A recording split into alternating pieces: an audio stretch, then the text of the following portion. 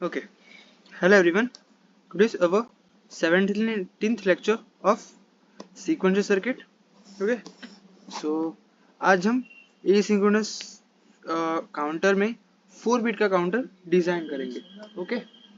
सो 4 bit के asynchronous counter में जो पॉइंट्स टू बी रिमेंबर होते हैं वो कौन से होते हैं कि सबसे पहले हमें 4 फ्लिप फ्लॉप यूज होंगे. ठीक है. क्यों? क्योंकि 4 बिट का मैक्सिमम नंबर क्या होता है 15 और 15 को हम 4 बिट का मैक्सिमम नंबर 15 होता है. ठीक है. अब 15 को अगर हम बाइनरी भी लिखेंगे तो कैसे लिखेंगे 1 1 1 1 मतलब 4 बिट्स आई. अब 4 बिट को हम कैसे रिप्रेजेंट कर सकते हैं एक एक बिट को हर एक एक फ्लिप फ्लॉप की मदद से रिप्रेजेंट करेंगे है ना. सो मतलब यहाँ पर 4 बिट्स है तो 4 फ्लिप फ्लॉप हमारे यूज होंगे. ओके. सो अब दूसरी चीज कि एसिंक्रोनस है. फीफो तो सॉरी काउंटर कौन सा है एसिंक्रोनस. एसिंक्रोनस मतलब कि 4 फ्लिप फ्लॉप है तो चारों 4 फ्लिप फ्लॉप में अलग अलग क्लॉक्स लगी होंगी. ठीक है. और तीसरी चीज कि अप काउंटर. अप काउंटर मतलब कि नेचर कैसा होना चाहिए अपोजिट होना चाहिए तभी जाके हमारा काउंटर अप काउंटर बनेगा. ओके. सो ये थे मेन पॉइंट्स. अब हम देखें कि ये हमारी डायग्राम है किसकी एसिंक्रोनस 4 बिट अप काउंटर की. ओके. जिसमें क्या है कि 4 फ्लिप फ्लॉप लिए हैं जिसमें सारे इनपुट्स को मैंने क्या रखा है 1 1 रखा है 1 1 रखा है सारे इनपुट्स को. और मैंने सबसे पहले ये जे नॉट मतलब कि इसको ये है FF1 FF0 सॉरी FF0 ये है FF1 FF2 flip flop 1 flip flop 2 और ये वाला है फ्लिप फ्लॉप 3. ओके. सो मैंने डायरेक्ट क्लॉक इसको दिए FF0 को मतलब कि ये LSB बिट हो गई जो कि मैंने यहाँ पर लिखा है कि Q0 is LSB and Q3 is MSB क्योंकि जिसको हम डायरेक्ट क्लॉक देते हैं वो हमारा क्या होता है LSB बिट एंड जिसको हम जो आगे बढ़ते जाए तो लास्ट में जो फ्लिप फ्लॉप बचता है वो हमारा MSB बिट देता है. ठीक है. ओके. सो कुछ अब यहाँ पर मैंने फर्स्ट जो फ्लिप फ्लॉप है उसको मैंने नेगेटिव क्लॉक दी है मतलब को नेगेटिव एज आएगी तब वो वर्क करना स्टार्ट करेगा. ठीक है. सेम गोस फॉर यहाँ पर मैंने क्या किया Q0 से लिया और इस वाले फ्लिप फ्लॉप को मैंने नेगेटिव दिया मतलब कि ये नेगेटिव है और ये पॉजिटिव है मतलब कि अपोजिट नेचर हो गया. सेम यहाँ पर Q1 और नेगेटिव ये Q1 पॉजिटिव और Q1 में तो कुछ है नहीं और यहाँ पर क्लॉक कौन सी नेगेटिव जा रही है मतलब कि ये भी अपोजिट नेचर इधर भी अपोजिट नेचर है. सो ये क्या हो गया हमारा अपोजिट नेचर मतलब कि अप काउंटर हो गया. ठीक है. अब हम सीक्वेंस जनरेट करना स्टार्ट करते हैं. ठीक है. सो सबसे पहले इनिशियली हम मान लेते हैं कि यहाँ पर 0 आ रहा है यहाँ पर भी 0 है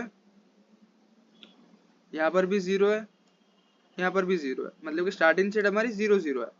ठीक है. सो अब मैंने सबसे पहली वाली क्लॉक नेगेटिव एज आई दी. ठीक है. सो तब जाके हमारा जो फ्लिप फ्लॉप है इसका जो 0 था फर्स्ट फ्लिप फ्लॉप का वो 1 हो जाएगा. ठीक है. अब ये तो उल्टा है मतलब कि अपोजिट नेचर है और नेगेटिव है. नेगेटिव मतलब कि क्या जब Q FF0 1 से 0 जाएगा तब जाके ये वाला फ्लिप फ्लॉप वर्किंग मोड में आएगा. ठीक है. सो ये तो 1 से 0 नहीं 0 से 1 जा रहा है तो यहाँ पर जो होल्ड स्टेट थी उसको वो होल्ड करके रखेगा मतलब कि 0 का 0 ही रहेगा. ओके. देन ये 0 का 0 मतलब ये भी 0 है ना और ये भी 0. फिर अगर हम दूसरी नेगेटिव क्लॉक दे अगर तो क्या होगा 1 का 0 हो जाएगा. ये 1 का 0 हुआ मतलब कि इसको 1 से 0 क्लॉक ट्रांसमिट हो गई तो ये भी 0 का क्या कर देगा 1 कर देगा. फिर ये 0 का 1 किया मतलब कि कुछ पॉसिबल तो है नहीं क्योंकि ये FF2 कब वर्क करेगा जब FF1 1 से 0 जाएगा लेकिन ये तो 0 से 1 जा रहा है मतलब कि 0 से 0 ही रहेगा और ये लास्ट वाला भी 0 से 0 ही रहेगा. ओके. देन हमने अगर तीसरी क्लॉक दी नेगेटिव एज तो 0 से 1 हो जाएगा।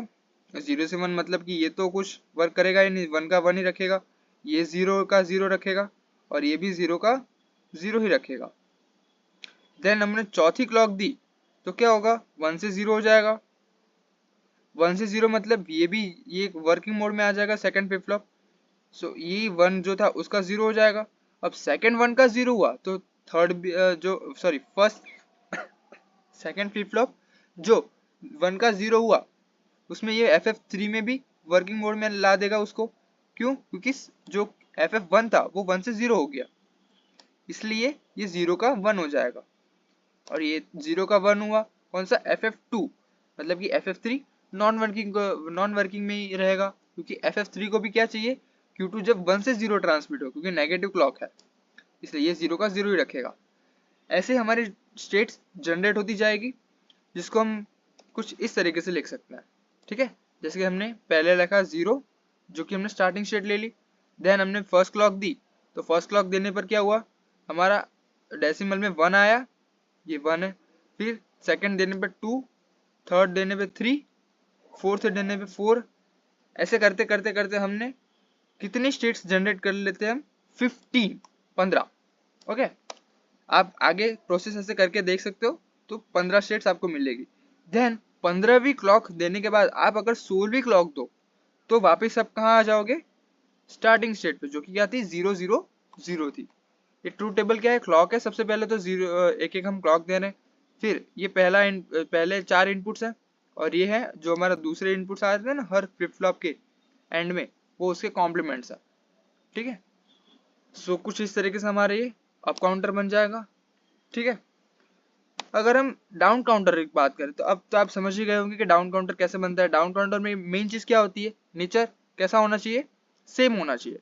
मतलब कि आप तो यहाँ से मैं अगर यहाँ पेन का कलर चेंज कर दूं तो आपको दिखेगा कि अगर मैं यहाँ से Q0 बार से यहाँ पर नेगेटिव क्लॉक दे दूं इसको, या तो दूसरा कौन सा तरीका है, Q0 को यहाँ से दूं और यहाँ से बबल हटा दूं, मतलब कि दोनों सेम नेचर के हो गए।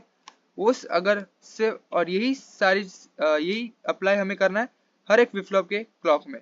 यहाँ से मैंने इसको दे दिया सेम, और इसको भी मैंने सेम कर दिया। अब अगर आप क्लॉक जनरेट करने की क्लॉक दो और स्टेट्स जनरेट करने की ट्राई करो तो क्या आता है देखते हैं। क्योंकि अगर हम सबसे पहले अगर हम 0 ही ले लें चारों स्टेट्स को, ठीक है, चारों स्टेट्स को हम 0 ले लेते हैं। अब मैंने सबसे पहले नेगेटिव क्लॉक दी, सो नेगेटिव क्लॉक मतलब 1 से 0 जाएगा, तब हमारा पहला फ्लिप फ्लॉप वर्क करेगा। सो वो तो मैंने चलो ठीक है करवा दिया 1, ठीक है 1 करवा दिया। अब 1 करते टाइम जब 0 से 1 होगा तब हमारा जो सेकंड क्लॉक है, सेकंड फ्लिप फ्लॉप है, वो वर्क करेगा कि नहीं करेगा, करेगा। क्यों? क्योंकि ये तो सेम नेचर है, पॉजिटिव ट्रिगर्ड ही होगा। सो 0 से 1 जाएगा तब ये भी 0 से 1 जाएगा।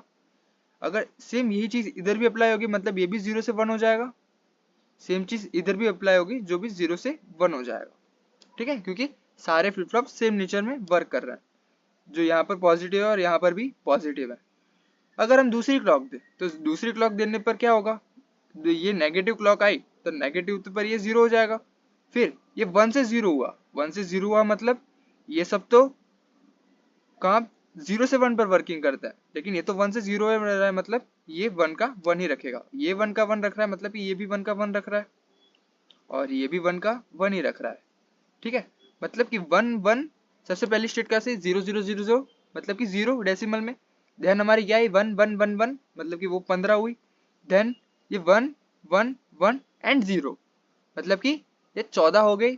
ठीक है, डेसिमल अगर हम इधर लिखें 1 1 1 0 मतलब कि 2⁻0 होता है, 2⁻1 2⁻2 एंड 2⁻3। 2⁻3 मतलब 8 प्लस 2⁻2 मतलब 4 प्लस 2⁻1 मतलब 2 मतलब कि हो गए 14। ऐसे मगर अगर ज्यादा क्लॉक आगे देते जाए तो 14 13 12 11 10 9 8 अप टू वापस हम 0 तक जा सकते हैं। ये कहाँ तक, 15वीं क्लॉक तक हम 1 पर पहुंचेंगे। अगर हमने 16th क्लॉक दी, इसमें डाउन काउंटर की बात कर रहा हूँ, अगर 16वीं क्लॉक दी तो वापस वो 0 जाएगा। देन 17वीं क्लॉक देंगे तो वापस वो 15 पर आ जाएगा, 15 ऐसे ही हमारी पैटर्न जनरेट होती जाएगी। ठीक है, सो कुछ हम इस तरीके से 4 बिट डाउन काउंटर भी इजीली बना सकता। ठीक है, सो ये था हमारा asynchronous 4 bit up and down counter. Okay, so आगे हम और ऐसे सीक्वेंशियल टॉपिक के बारे में बात करेंगे। So for that stay tuned and for this video thank you so much.